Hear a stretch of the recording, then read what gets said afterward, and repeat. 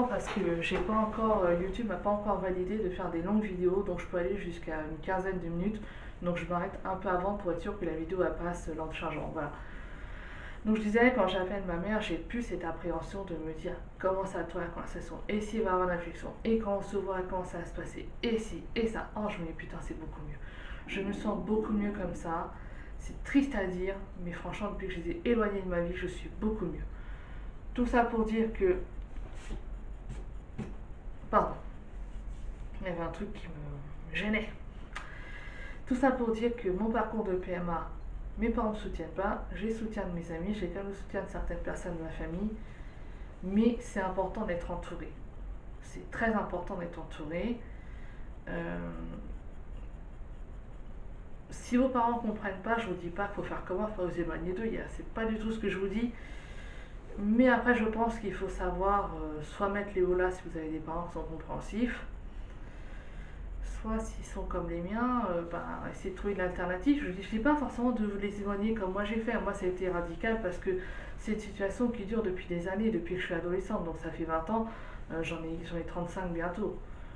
Voilà, ça a toujours été comme ça. Là, ça a été la goutte d'eau qui a fait déborder le vase. Mais je vous dis, vos PMA, même si vous n'avez pas forcément le soutien de vos parents, de certaines personnes de votre famille, vous pouvez la faire quand même. Juste, il faut avoir un caractère très fort, être quand même entouré de ses amis, d'autres de gens proches de vous, qui sont là pour vous et qui vous soutiennent et qui vous comprennent. Voilà. Moi, personnellement, ma PMA, je la fais comme ça, tant pis, peut-être qu'un jour ils reviendront, peut-être qu'ils reviendront dans quelques années, je sais pas. Ce que je trouve quand même dommage, c'est que mes parents se sont embrouillés, se sont fâchés avec mes grands-parents paternels pendant des années, c'est-à-dire mes grands-parents paternels, je les connais jusqu'à mes 4 ans, si je ne me gourre pas, et j'ai dû les revoir à mes 12-13 ans. Voilà.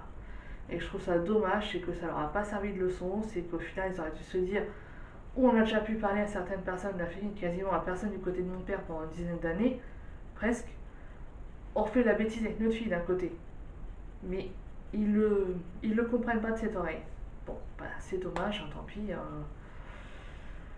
C'est dommage. Voilà. Moi, au début, ça m'a fait de la peine, cette situation. Au début, ça me travaillait. Au début, j'étais pas bien. Au début, j'étais sur les nerfs. Et puis, au final, petit à petit, quand je voyais que je me détendais, qu'il n'y avait plus de pression, que les choses glissaient toutes seules et tout, je me suis dit, putain, qu'est-ce que ça fait du bien de ne plus avoir d'embrouille et que les personnes qui sont un peu nocives, ce qui est dommage à dire, parce qu'elles sont comme mes parents, voilà.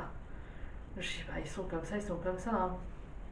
Des parents, à la base, ça doit être là pour accompagner son enfant quand il fait dans les situations qu'il traverse et tout. Je dis, moi, voilà, je ne me mets pas en danger, je fais quelque chose qui réfléchit, je fais quelque chose qui est posé. J'ai jamais fait de grosses conneries, j'ai jamais été chez les flics, je me suis jamais droguée dans ma vie. Certes, j'étais pas scolaire, j'ai eu mes défauts, j'ai eu mon caractère, ma crise d'adolescence, j'ai claqué les portes, j'ai répondu.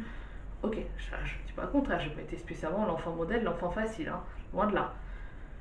Mais voilà, je me suis jamais mise en danger. Quand j'ai voulu faire quelque chose, j'ai toujours fait d'une façon réfléchie, en pesant le pour et contre. Et j'ai l'impression que pour eux, voilà, comme je l'ai dit tout à l'heure, tant que c'est pas eux la ligne qu'ils ont choisie, ça va pas. Donc voilà, je vous ai résumé moi mon expérience personnelle. J'espère que pour vous, si vous faites une PMA en solo ou en couple, que vous avez le faire, surtout si elle est en solo, parce que c'est plus compliqué en solo qu'en couple, que vous avez le soutien de votre famille, de vos proches, que vous êtes bien entouré.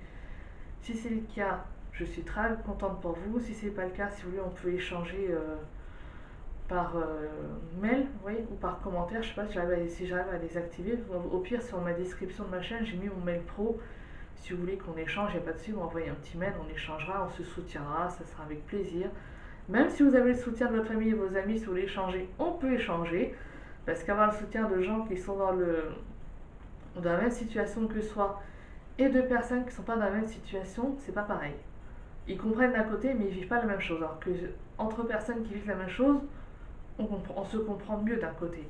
Mais bon, voilà, après, si vous voulez, il n'y a pas d'obligation, voilà. Donc j'espère que cette petite vidéo vous aura plu, qu'elle vous donnera envie de vous abonner à ma chaîne si ce n'est pas déjà fait.